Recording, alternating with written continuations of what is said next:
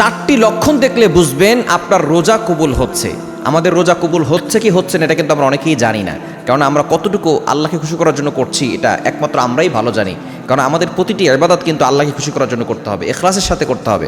ইবাদতের শর্তই হচ্ছে প্রথমে নিয়ত ঠিক রাখতে হবে, ইখলাস ভালো রাখতে হবে, যাতে করে আল্লাহর জন্য করা হয়। এজন্য আল্লাহ তাআলা বলে দিয়েছেন, ইন্না সালাতি ওয়া নুসুকি ওয়া মাহইয়া ওয়া মামাতি লিল্লাহি রাব্বিল আলামিন, my prayer, my sacrifices, my life, my death, always for Allah. আমার নামাজ, আমার কোরবানি, আমার সব কিছু, জীবন মরণ সব কিছু আল্লাহর জন্য।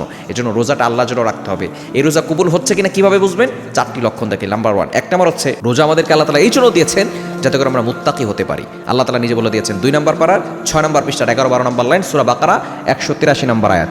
রব্বুল আলামিন বলেন, ইয়া আইয়ুহাল্লাযীনা আমানু কুতিবা আলাইকুমুস সিয়াম কামা কুতিবা আলাল্লাযীনা মিন ক্বাবলিকুম লাআল্লাকুম তাত্তাকুন।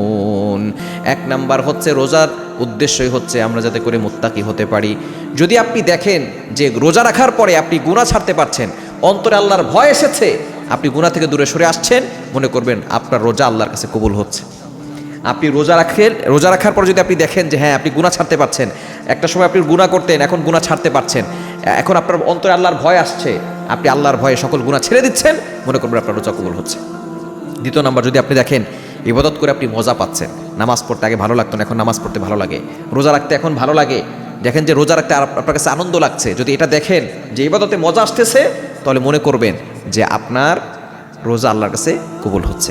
এবং 3 নাম্বার, যদি আপনি দেখেন যে আপনার ধৈর্য ধরার প্রবণতা বাড়ছে, অর্থাৎ আপনি ধৈর্য ধরতে পারছেন। একটা সময় আপনি ধৈর্য ধরতে পারতেন না, যে কোনো বিষয় আপনি কন্ট্রোল করতে পারতেন না, নিজেকে রাগ হয়ে যেতেন, কিন্তু এখন এই রোজা আপনাকে ধৈর্যের শিক্ষা দিচ্ছে, আপনি এখন ধৈর্য ধারণ করতে পারছেন।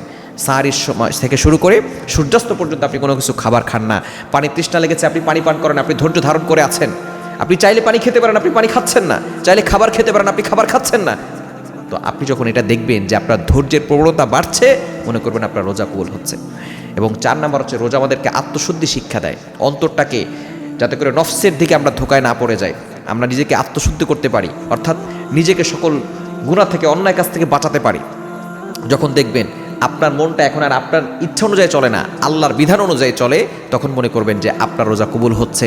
আপনার এই রোজার মাধ্যমে আপনি পরিবর্তন হচ্ছেন, আল্লাহ তাআলা এই পরিবর্তনের কারণে আপনাকে জান্নাত পর্যন্ত পৌঁছে দিবেন ইনশাআল্লাহ।